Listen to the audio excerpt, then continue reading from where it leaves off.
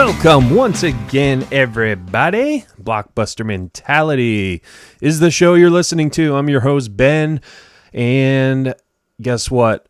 I'm going to say my normal thing. We have another fun show for you folks today. Lots of good talking points with this guest. Before we get started, as always, make sure you subscribe to us on iTunes or wherever you listen, Spotify, iHeartRadio. Give us a rating and a review. It takes 30 seconds, if that. And that helps us out tremendously. We've been climbing those charts, so please, just do it. Just do it. If this is your first time listening and you enjoy the show, go ahead and take 30 seconds of your day. You're already on your phone. You're probably scrolling through Instagram while you're listening, or YouTube. Well, I guess YouTube wouldn't work, but you know what I mean. You're scrolling through something, so just use your thumbs to leave us a review. Follow us on Twitter at BlockbusterCast, Instagram at BlockbusterMentality. That's where you'll get all the updates on the show when new ones come out. Or you can just go to BlockbusterMentality.com. Finally have that up and running. You can get all our episodes there. It's got all the recent episodes. I'm still trying to backfill the rest, but bear with us there. But it's got quite a few weeks worth of shows on there. So blockbustermentality.com. Go to that site because that helps us as well. But anyway, without further ado, we have today the very talented actress Nina Bergman. She has an amazing story. She's from Denmark, came to the States in her teenage years all by herself, and she talks about that, and it's insane in a good way. You know what she did, how brave she was to come over here all by herself, and the film we talk about is what inspired her to do so, and it's Thelma and Louise. We break that down, and she talks about how it inspired her, talks about the car she bought because of this movie. That's all in this episode. But yeah, Hell Hath No Fury is the movie she's promoting. Oh my goodness, check this one out. Check it out. Check out the trailer. It looks intense, but she says it's not, just action packed. It's got story. It means a lot. So check it out. It's a World War II film. So I'm looking forward to watching it as well. But Nina was great, so kind, funny. She was a musician. She was a boxer. She's a jack of all trades. So but yeah, me and Nina speak about Thelma and Louise, and here is the conversation.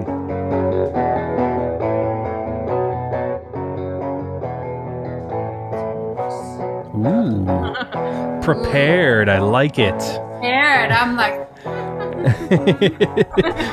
brilliant, great. Yeah. Now, are you in the LA area? I am. I'm in West Hollywood right now. Oh, look at you!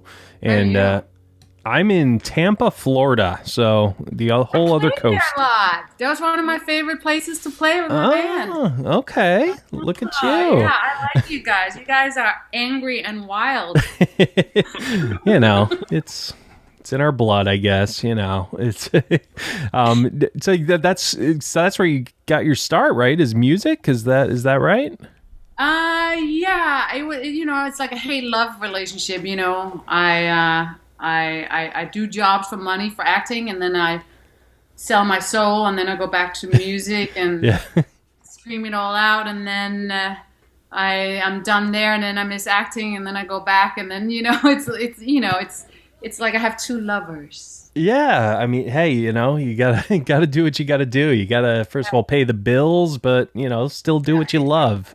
So that's great. So what kind of music do you play? I'm musical theater trained. I went to musical theater school when I was 14 and trained in opera. But I was an amateur boxer and heard Nine Inch Nails, so I wanted to be the female Trent Reznor. Oh man, well yeah, that'll get you pumped up. That's for sure. They played in the gym when I was training. That's how I paid for college. Yeah. So came out in New York, and then And then I just realized at that time, at 17, I had a lot of anger, unexpressed anger that, and this man was saying what I felt and what I wanted to say, even though Yeah. I was very different. I felt just like him inside, and then I started bands and got signed to Warner Brothers, and you know what I mean. Yeah, that's how I Yeah, no, yeah.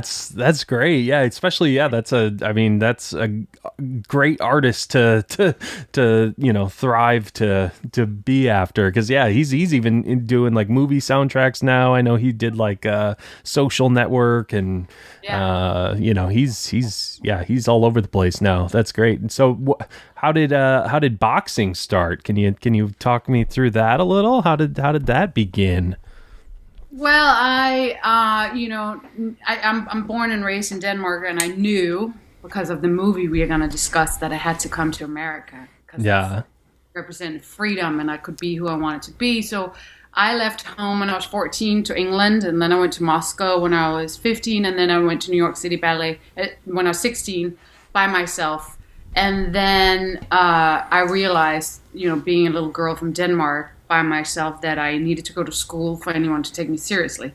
So then I started to try to work as a model and actor to make money for school, but NYU was 30 grand a semester. And I started boxing because I was ballet. I was doing ballet, and they needed me to be a little more, a little more grounded. And then Right. my trainer found me, and he was like, your footwork is insane, and you're an angry little chick. And he started training me, and I started doing, little fights here and there. And I started making money, like real money to pay for college. So that's what I did for 2 years, and then found Trent. Yeah. And then it all began. And then, I wanted to do musical theater, Phantom of the Opera or whatever. And then Yeah. I realized, I was like, I'm good at those kind of, yeah, I have a lot to say, you Yeah. know.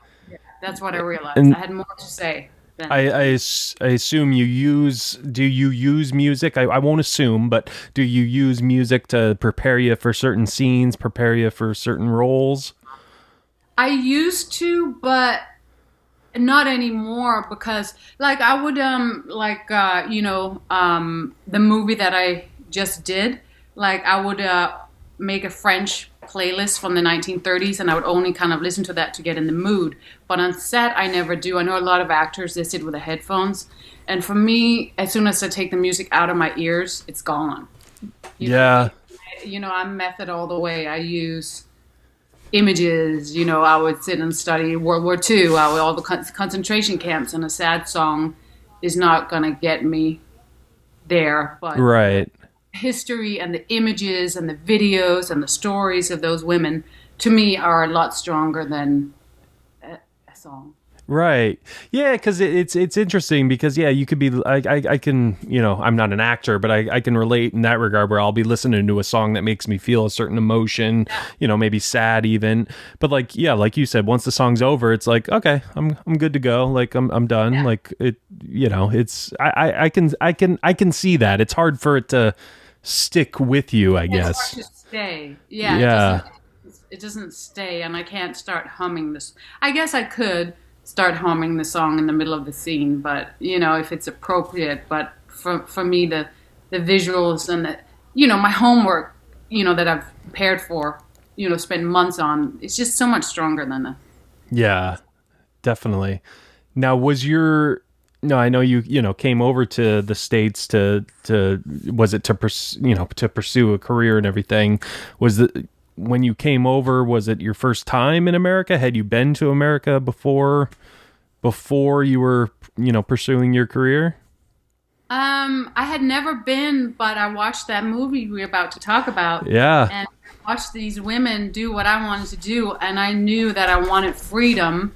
And in Denmark, even though it's the happiest country in the world, there's no homeless, education is free, you don't have to pay for hospital, there is, don't think you're better than anyone. There's like this law, and if you think, I'm half Russian, my dad is Russian, so I think a Yeah. little differently, and I had big dreams. I wanted to do, I felt I had big feelings. I was a little louder. I was more angry. I was more passionate, and I just didn't really fit into the Danish.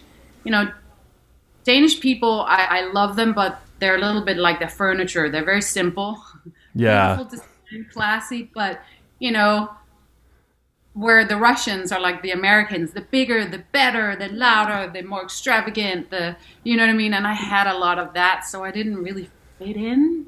Okay. Yeah, and then when I saw that movie, I was like, that's what I want. Yeah. That. So as a little girl, I was like, I want to go wherever that place is, Right. and I want to do whatever they're doing in my own way, and I'm going to be free.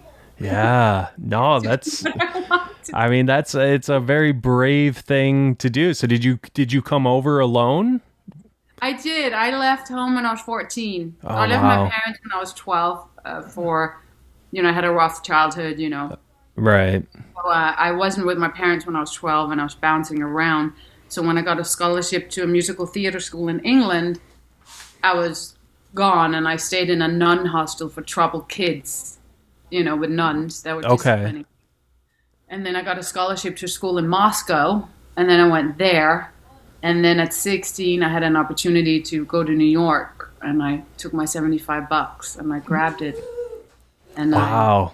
left. Man. Fearless at that age. I was just like, I just had that vision from that movie my whole life. And I was Yeah. like, that's where I need to be. And I And- knew I needed to go to school to become good at what I wanted to do. Man, yeah, that's crazy. Like, and you came over alone? Yeah, Yeah, completely. just Furious. I have a bench in Central Park that I visit every time I come, and I engrave my initials in it. That was the one I slept on when I first came. Wow, that is Yeah, because you're fearless. You know what I yeah, mean? I was one of those girls that at 16 I looked like I was 21. I would go on a date. I would get the $20 for my cap, take the cap around the corner, jump in the subway, and then I would live off of whatever my $16 for like a week. You know what I mean? I was one of those. yeah. Wow, man, I that's did what I just had to do. You know what I mean? I just yeah, knew going back to Denmark because I felt at home in the States. I felt, it's a melting pot. right. Yeah, Americans are very accepting of, if you're good at what you do, they'll keep lifting you up. Where in Denmark, people are a little more like, oh, you think you're so special, huh? yeah, A little bit like, yeah. I mean, my first car, I couldn't even buy one of my Thunderbird, and I couldn't even buy it because I felt so guilty buying something nice. Because in Denmark, everyone is, yeah. who do you It's think you are driving a Thunderbird? right. Like, do you think, you know what I mean? We all Yeah. the same. And they didn't understand, like, I needed that Thunderbird. That's yeah, that's yeah, that's interesting. Yeah, that they have that kind of culture. In a way, it can be good. Just to keep people grounded, but at the same time, it doesn't seem like it's encouraging too much. Like it's just like kind of like flat and just oh, you want to follow your dreams, big deal. But that's just an outsider looking in. I don't know. So. But no, that's great. That is great. And now, obviously we'll get to the movie you've been alluding to. I can't wait for you to dive into that. Now, this new movie, Hell Hath No Fury, which I believe is coming out in North America at least in November. What can you tell me about this film? It's one of those dream parts, about this woman based on a true story called Marie. She was a French resistant fighter who her parents got killed by an SS officer. And back then, a lot of these women were the unsung heroes because they would go and date those SS officers to gather information. And a lot of these people from World War II that are around these days that survived, they don't want to talk about it. So a lot of those stories are not told because it was so horrific. And this particular woman's story, she got caught. She went to Ravensbrück concentration camp, one of the worst. She survived after 3 years. And she ends up falling in love with that SS officer, but he killed her parents. Ooh. So it's a really beautiful story, and this character has so much depth. And at this point in my life, I just want to do things. I want to play women that I can learn from, that Sure. scares me, that moves me, that means something, and they're very few and far in between. And this one, she has this very quiet strength where, I'm a boxer, I go Yeah. out, I pump, I scream, I'm a doer.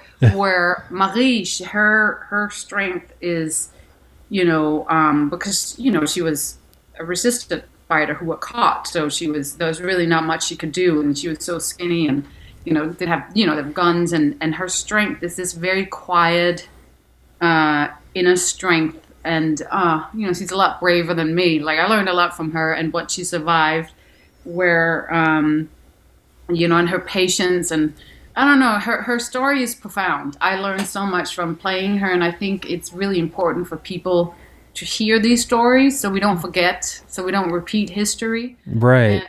And the director did a really beautiful job at telling it in a way where some of those movies are extremely hard to watch. Yeah. I thought he did a really beautiful job, not, just telling the story, and it's still exciting and there's action in it, and, I thought he had a good balance. Yeah. Yeah, I'm very proud of it. I'm very proud of this one, and I'm very excited for it to come out and see how people receive it. Yeah, I mean, I watched the trailer, and yeah, it looks intense. It looks, yeah, but yeah, it's cool. He said, yeah, the director kind of, there's bad things happening, but he's able to kind of balance. It seems balance the traumatic, things that happen with not making it so you're like, I don't want to watch this, or that's great when a filmmaker can do that. Had you worked with him before? I have. When I first came, he hired me to be his Wonder Woman. Ooh. So that was before Wonder Woman, and he wanted to do like his interpretation of Wonder Woman, and we did this trailer that's actually out. If you Google it, and he did it more like a darker take, the trailer, like almost like at the time, like Girl with the Dragon Tattoo, very dark and cool and realistic. And after that, all these other trailers came out, and Warner Brothers decided to do it. And I know he was considered to write it and stuff, but his take was very dark, and my take on it too. So, obviously, it was Wonder Woman was in a very different direction. Yeah. But, we worked on that, and then we tried to find something to work on together. But he has done a lot of action movies with a lot of action guys, and this one, I think, Hell Hath No Fury, was the first one where he like kind of launched into, this is not an. The trailer is a little deceiving because there's a lot of action to make it exciting. Right. Yeah. There's some amazing acting in there. There's some amazing story. There's amazing moments, and I think that's really his strength. So I think this is his first film of many where he's like taking a turn. Yeah. Yeah, because I mean, yeah, you have, it looks like you have, great actors in it too. I mean, obviously yourself, and Daniel Bernhardt is in it. I know I've seen him, I think in the John Wick movie, one of the movies at least. Yeah, that's Blonde. And right, yeah. In Chris Hemsworth's movie right now. He's going there to do that. And then there is Timothy V. Murphy, Actors Studio from Sons of Anarchy. And, yeah, right. And then there is Louise Mandelo that I worked with. I did Doom Annihilation. Yeah, the video game they adapted into a movie in Bulgaria. Okay. Yeah, and they're all like method, and they work like me, so it was really refreshing to be on a set with people who wants to play, and go there. So I don't seem like some crazy, person. Right. Yeah. Got to keep your cool, Yeah, it was really, it's rare to be on a set where everyone wants to go the extra mile to give it all they got. It's rare. Yeah. So. No, I'm sure. Yeah. No, it's great when you have people who are committed and, wanna, make just the best film you can, that's what art's all about, I'm just curious, do you remember the first time you were like starstruck when you came to Hollywood? Were you ever starstruck? One of my first gigs were being a trophy girl at the Grammys. Okay. So I'll go, here you go, bitch. No, I would go. I would never do that. Of course, yeah. No, so you stand in the hobbit, like there's like a little hobbit hole, like that's what it feels like, tiny hole, and then I'm a traffic guard, basically. I walk them out, I give them the thing, and I walk them back. And then I was standing there, and they're very particular with your dresses because you can't be too dressed up because you don't want to, outshine the stars. Right, yeah. So I'm standing in this dress, and it's like super low, and then all of a sudden I feel two fingers going like this down my back. I'm like, what? And I turn around, and it's like Bono. You know what I mean? And I'm like, no. I was like, I got blessed by Bono. I mean, I don't know. He'd probably be Me Too'd if he did it today, but right. That's what I was thinking. Back then I was blessed. You know what I mean? I was like, or something. You know? Right. So, I was like, thinking of it, like, through today's eyes. Yeah, I was thinking like, I don't know if he'd get away with that. Exactly. No. I was 18 years old, so in my mind I was blessed, but I was probably not so much blessed.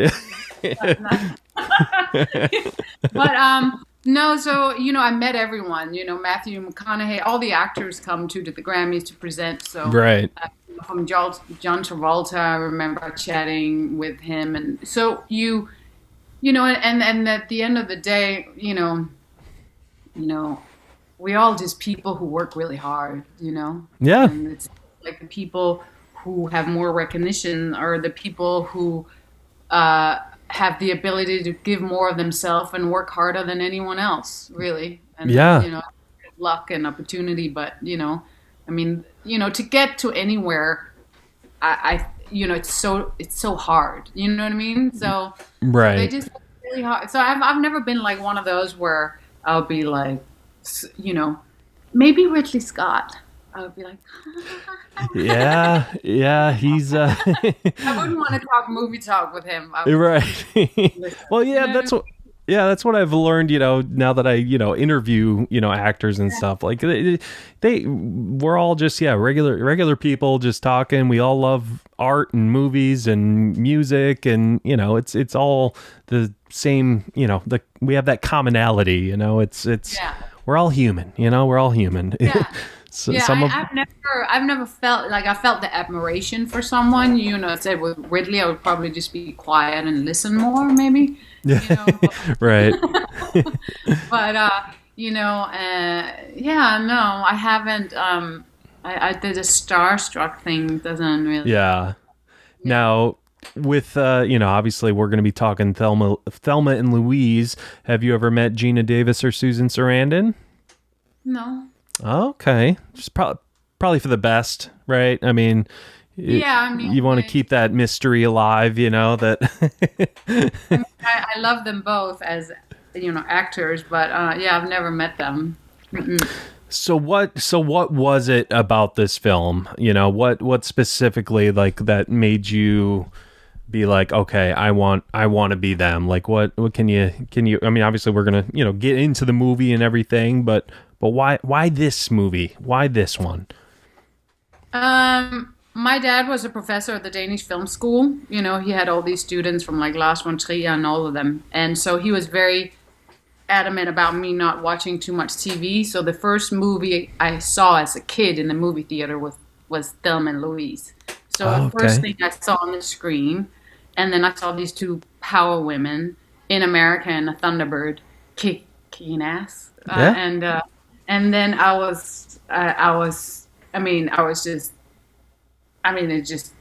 couldn't speak for days. I was just like, and I never, you know what I mean? Like, I'm one of, I never had a TV my whole life. And, I'm very particular with what I watch because I believe sometimes if I watch too much, the creativity kind of right. Get vegetable. I never watch something, just sit and zap through the channels and then I jump off the couch inspired. It has, I'm very particular with what I see. Okay, and, yeah. I've seen a lot of TV and movies, and then I saw that movie and I was just like, it just represented freedom, power, strength. I mean, in my mind, I couldn't even understand it was a movie and they were acting. To me, it was America. Yeah. That was like Yeah. that was America. You could just go there and be who you are, Right.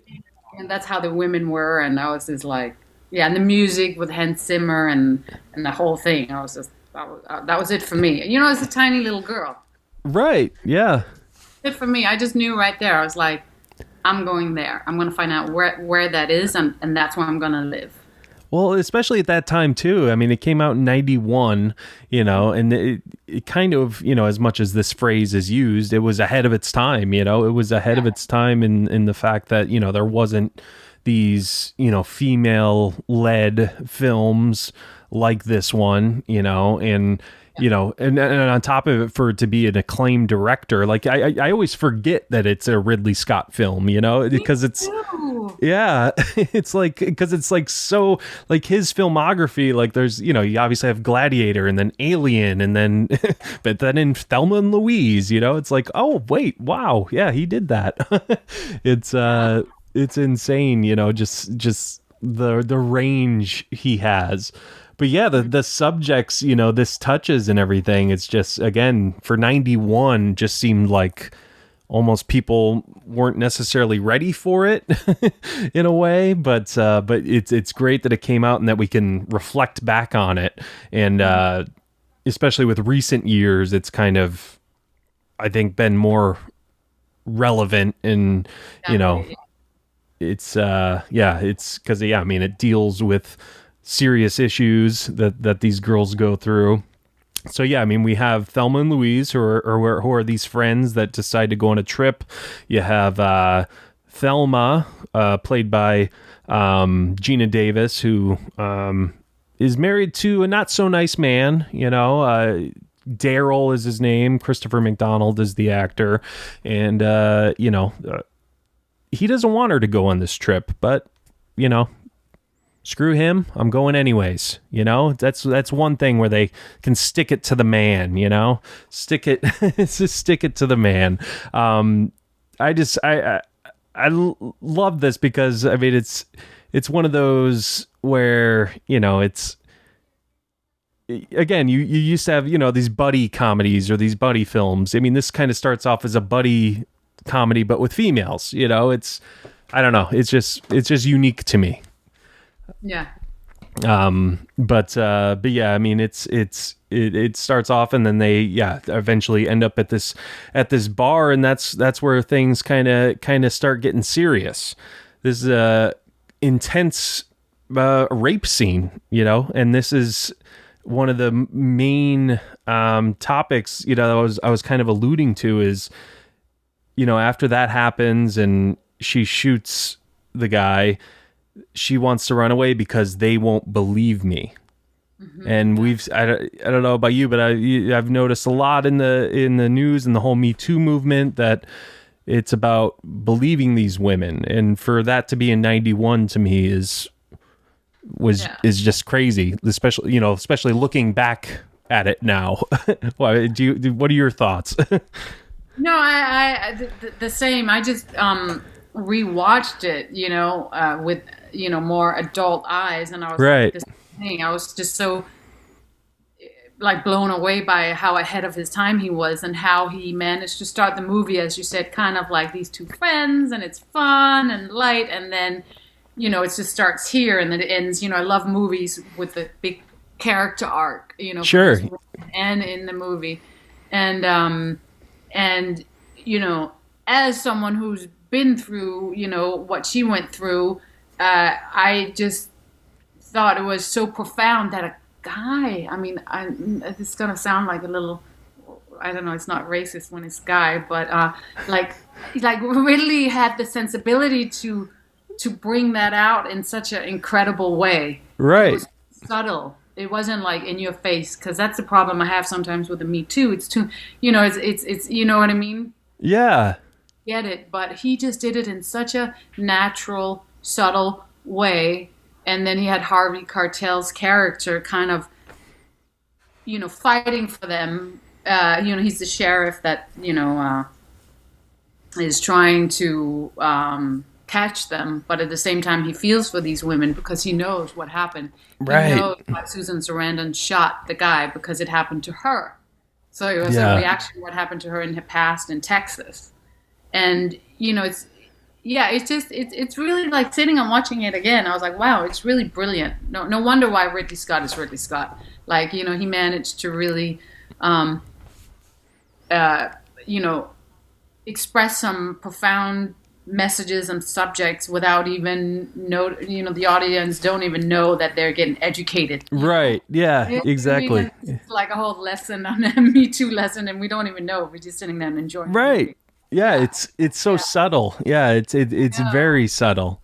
And the Harvey Keitel character, yeah, I mean, I love that whole, dynamic because you have this FBI agent, but he wants to catch them, but at the same time, he realizes the situation. It's almost like he wants to help them more than he wants to punish them, and it's interesting to see that too, because that's another thing you don't see a lot in movies is the FBI guy trying to catch the people is usually the one that you don't really like because you want the people to get away or something. So for him to have that, I thought was brilliant as well. What this has a very young Brad Pitt in it, which I remember as a little girl, I was like, yeah. Even then I understood hot guy. Right. I mean, even me as a man, I'm right? I can't deny it. I can't deny it. But yeah, very, very young Brad Pitt. I love how he, sort of teaches Gina Davis how to do a robbery, and then she uses the same tactic to do it. And that's what I love too. Yeah, again, we touched on it already, but yeah, just the comedy aspect of it and the lightheartedness surrounding this serious actual situation they're in. They are wanted criminals right now, but but it's not that daunting. I think Ridley Scott does a great job of not making it that dark, that daunting. It's easy to watch in a way, Yeah. Exactly. Yeah. It could have been a super heavy movie. Yeah, absolutely. It was really enjoyable to watch. Yeah.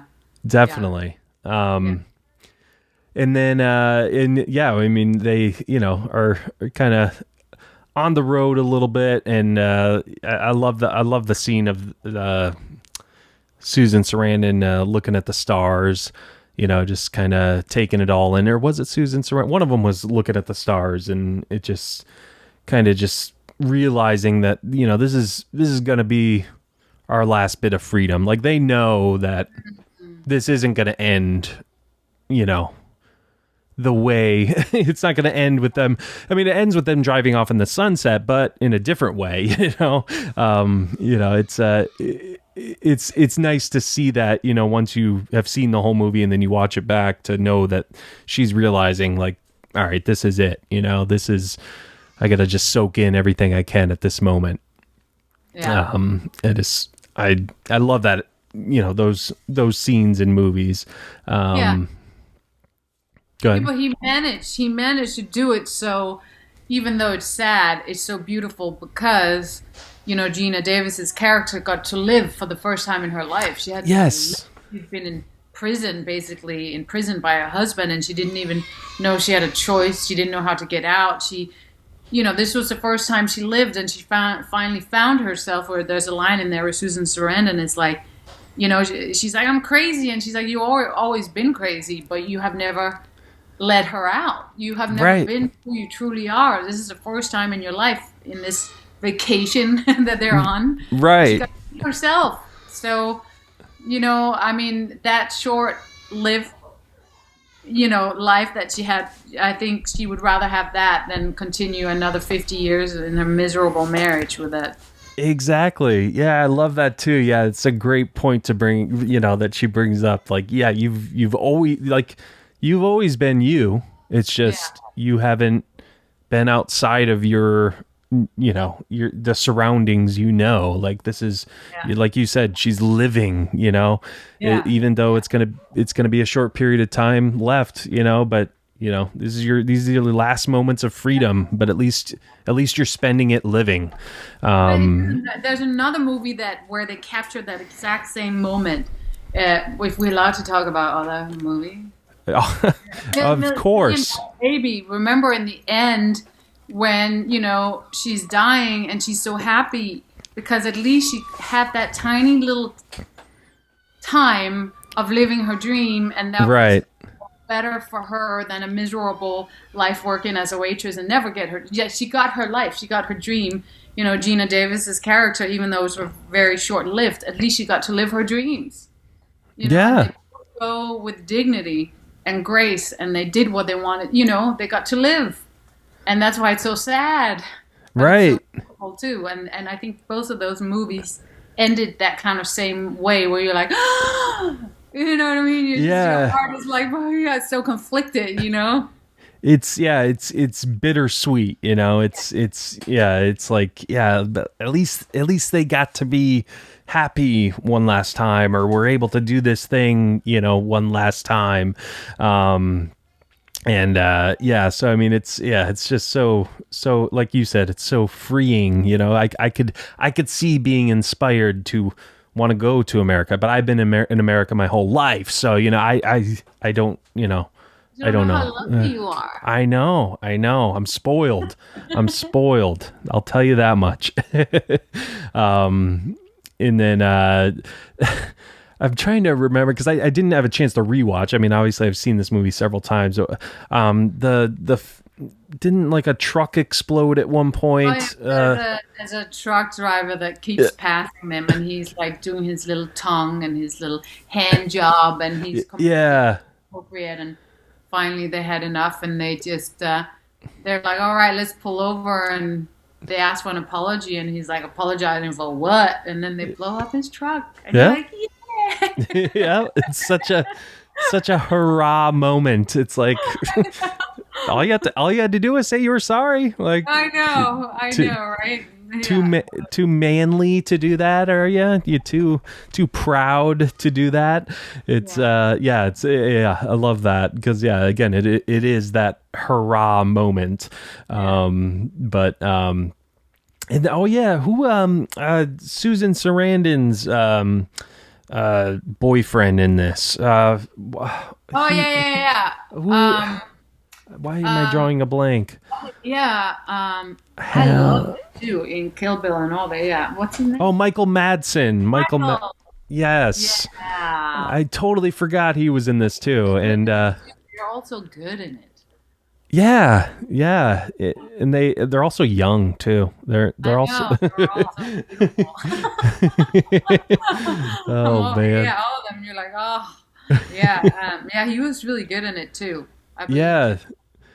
Definitely, yeah, because you mean you have Susan Sarandon, who it's kind of implied she's had something happen to her in the past. I don't think they outright say it, but yeah, it's sort of implied that, because again, she says the thing about they won't believe you. So I mean, to me it's implied that something bad happened to her in her past, and she tried to bring it up. And shell. She has kind of like a shell, but that's right. The other thing too. I was thinking, when you watch a Ridley Scott movie, it's like the waitress that comes and serves the table is fantastic. Like every character, there's never like a weak character in there, which I love. There's never like, my dad calls it Swiss cheese holes in the movie, or weak characters, whatever. It's always like so well, done. Like everything is, thought through, and fine combed all the performances, and that's why I mean, I'm not ashamed to say it, huge Ridley fan. You should not be ashamed. I mean, you're not around in this business for that long, as long as Ridley Scott has. If you're not good at what you do, he's still making great films, even to this day. Because he has one coming out, I think now, with Matt Damon and Adam Driver, I think. So yeah, I mean, he's still going at it. It's again, you don't you're not around this long if you're not good at what you do. That's for sure. But yeah, I mean, this whole time, I mean, you have, Harvey Keitel chasing them. And I think he talks to them at some point. But then, it comes to the point where, they're at the Grand Canyon, and the girls have to decide what to do. Are they going to, is it better to have these, last days that what we were free and able to do what we want, just to then be locked up for the rest of our lives? Or are we going to be free forever? Are we going to be free?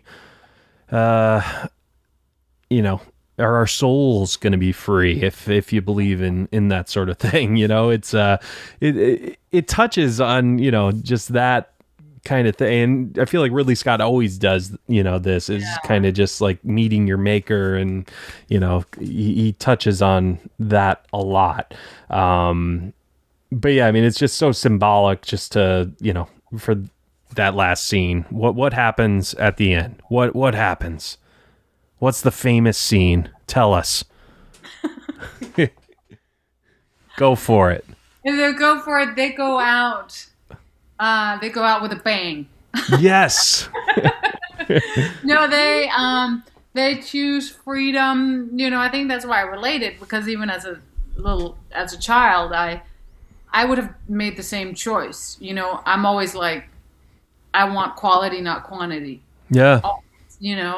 And so I just felt I would have done the same. I would have done the same. End on the high note. And it takes a lot of courage to do that. Yeah. I think that's what I mean, they, but we don't know. Maybe they land somewhere and in the water, and then they start floating away, and then they escape to Mexico. You don't know. That's true. Yeah. I mean, that's an optimistic view. That's enough.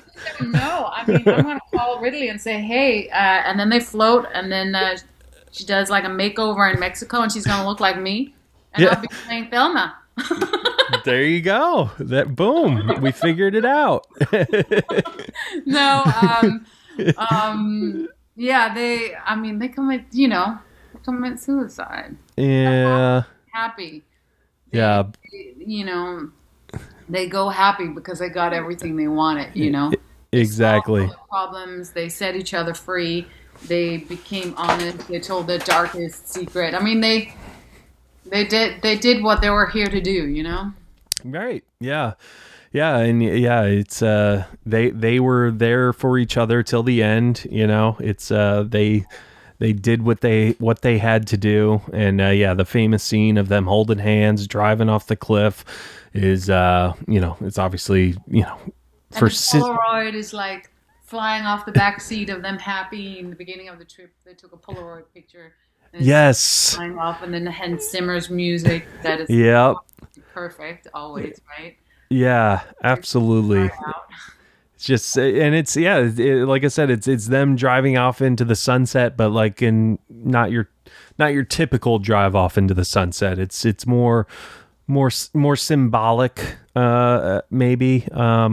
But yeah, it's so hurrah, so empowering, for them to choose their own fate, rather than, them getting caught and just seeing what happens. And I love how they, I think they even show Harvey Keitel as they're driving off, and they show him like waving. He's like, no. Yeah. Like he understood, he got it. It's, it's, oh man, it's heartbreaking, but at the same time, it's, it's like I said, bittersweet is what. But I love real life. Like I love, the happy endings sometimes. The happy ending sometimes makes me more angry than the real endings. Yeah. Why? It's not going to happen like that. Why? Right. sell more seats. Like, Yeah. it makes me angry. Exactly. It's like they wouldn't have survived that, I I know, the mean, studio, some, studio head was like, yeah, ex- was like, you have to do this ending, and then, and we as an audience sit there and go, no. yeah. Yeah. What the original cut, or I believe the original script had it, rather than like showing like the Polaroid and stuff, they had it as soon as they drew off the cliff, it cut to black.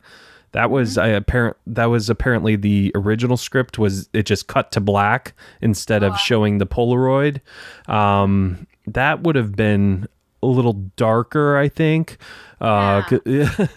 Just because it's just like, oh, it's over. Okay. But I think having the Polaroid let you kind of let it marinate, and having the still shot of the car in the air, just kind of let it marinate and show that, okay, this was their last trip. This was their last time they were going to be happy. So I'm glad they didn't do the cut to black. But that's just me. Yeah. Yeah. And I was thinking too, it's one of those movies where, sometimes they just put so much exposition in a movie. And in this particular one, Ridley just kind of, I think, expected the audience to be pretty smart and educated, you know what I mean? And he didn't spell it out anything. Right. You just kind of figure it out on your own. And even if you only get 50% of what he was trying to say, it's still an amazing movie. You know what I mean? And it's like, I just thought he just, where if someone else would have done it, or they did it today, they might have spelled it out a little more. Definitely. Yeah. Yeah. Because, what I was saying, with the Susan Sarandon, Louise, or Thelma, I always get mixed up. Yeah. Susan Sarandon is Louise, right? Yeah. Okay. He didn't spell it out, but we just, if you're a smart viewer, you'll realize that, okay, she probably had some sort of trauma that happened to her, and that's why she's so sensitive to it and everything. But yeah, I like that they didn't have the exposition of, well, when I was, younger, this happened to me. It wasn't totally, spelled out. I love that too. You don't need the exposition all the time. It's, it can be overused, that's for sure. But yeah, I mean, this movie, I mean, it's just, it's a hurrah movie for women. It's empowering. And I mean, I'm glad you chose it, because it's it's a good one. Do you still have your Thunderbird? I just sold it. What happened was, I moved to Topanga for a little bit, and my Thunderbird was like, hell no, I'm Topanga. Yeah. That ain't happening. Like, the thunder kind of left the thunder. Okay. And then it's so low, and I had to I lived way up in Malibu, Topanga for a while. I was just like, Hollywood gets to you sometimes. I bet, yeah. So I moved up there for a while, just to detox a little bit. And Thunder didn't like it. Yeah. Like me, so I had to let her go, and it was a very, very, very, very, very sad moment. And I had kind of, I race motorcycles and cars, so I drive my vehicles hard, and she didn't. Yeah. She was angry. That was always something wrong with her. You know what I mean? Every week it was something else. You have to ease, because I'm an aggressive driver. Yeah. Now she has to go live with a nice family, and they adopted her. Yeah. And I'm every time I see one, I'm drooling. I'm always, and as an environmentalist, I mean, she was thirsty. Very. Yeah. Crazy thirsty. Yeah, gas guzzler, I'm sure. Yeah, that's that'll get you. That'll get you. Yeah, exactly. So it was a little bit so but I mean, eventually I have to get, Yeah, you'll get it back. You'll get one back. I'll get it back. Yeah. You gotta. Yeah, I have to, but that was my first big paycheck. I went and I bought one cash, and I remember I had to have my girlfriend with me because I couldn't, the guilt, the Dane in me was I just can't spend that much money. Yeah.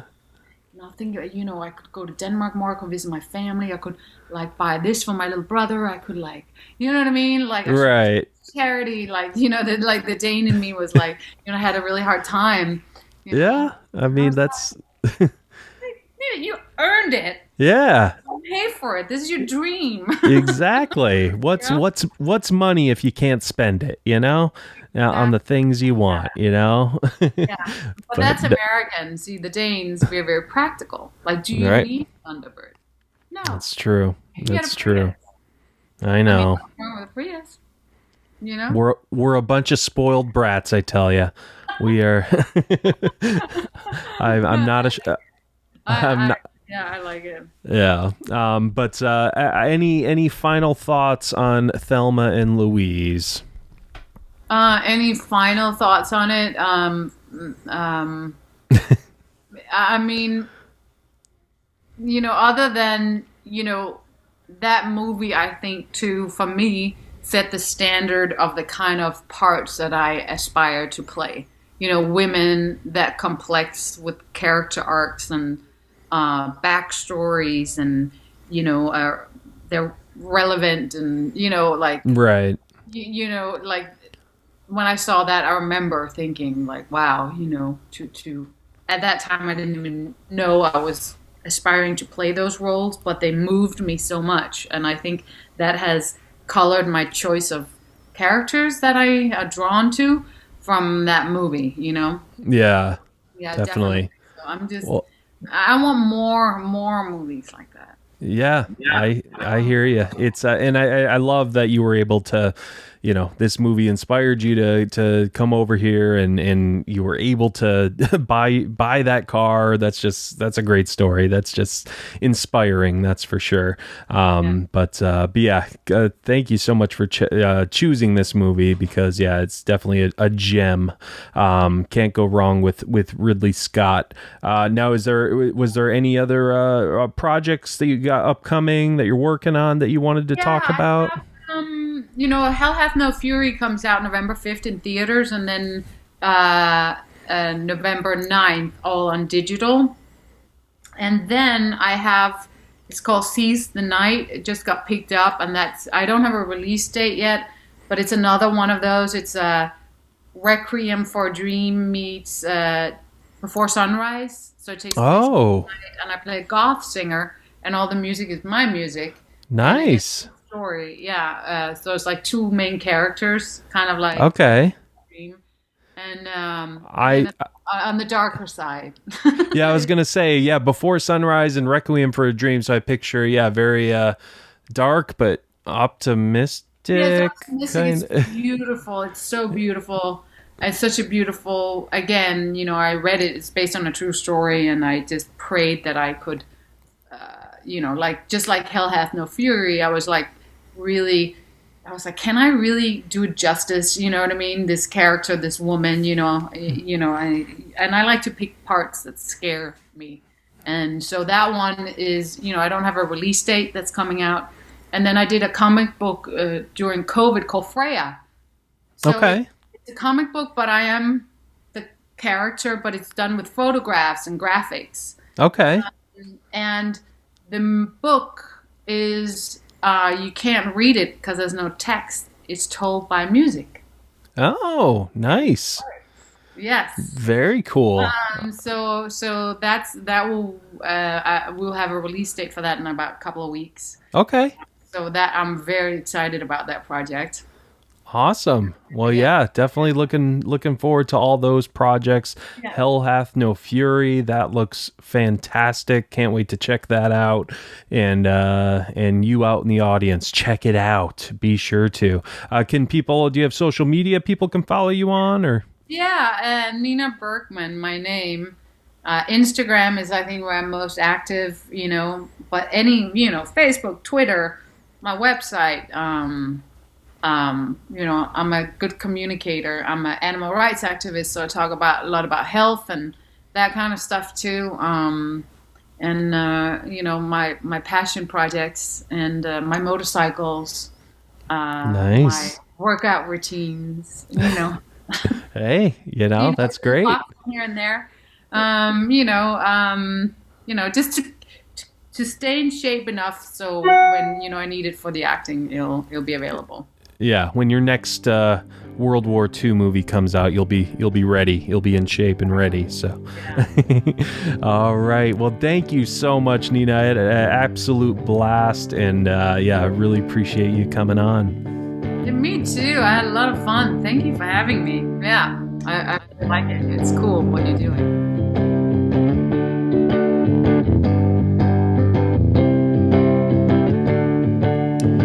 Well, there you have it, folks. Crazy story, am I right? Didn't I tell you? It was very brave of her, and the car she got, that's insane. So inspiring. But she was great, and hope you guys enjoyed it. Again, follow us on Instagram at Blockbuster Mentality, Twitter at BlockbusterCast, and again, blockbustermentality.com. That's where you get shows as well. Blockbustermentality.com. Save it in your favorites. Do it. Go ahead. Do it. But yeah, that's it. Subscribe, rate us, review us, all that. But it's been a blast as always. We'll see you next week, folks. But yeah, that's it for me. For Nina, I'm Ben. And as always, grab some popcorn, grab some snacks. We'll catch you guys at the movies.